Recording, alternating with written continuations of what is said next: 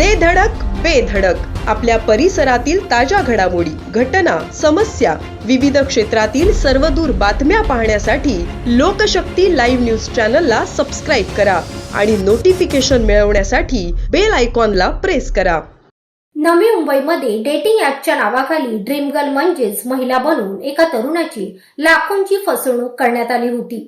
नवी मुंबईतील कोपरखैरणे येथील हे प्रकरण असून आरोपीला नवी मुंबई सायबर पोलिसांनी देहरादून येथून अटक केली आहे. गेल्या 1.5 वर्षांपासून आरोपी संजय कैलाशचंद मीना यांनी फिर्यादीसोबत बंबल ॲपद्वारे व सोशल मीडियाद्वारे संपर्क करून प्रेमाचे नाटक करत जाळ्यात ओढले होते. त्यानंतर फिर्यादीकडून 33,37,000 रुपये घेऊन त्याची फसवणूक केली. आपली फसवणूक झाल्याचं समजताच फिर्यादीने Navi Mumbai cyber crime police सोबत संपर्क साधला आणि आरोपी विरुद्ध गुन्हा दाखल केला.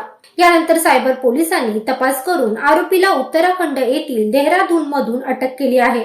दरम्यान अशा प्रकारच्या सायबर गुन्ह्यांना बळी पडू नका असे आवाहन सायबर पोलीस ठाण्याचे वरिष्ठ पोलीस निरीक्षक गजानन कदम यांनी नागरिकांना केले आहे.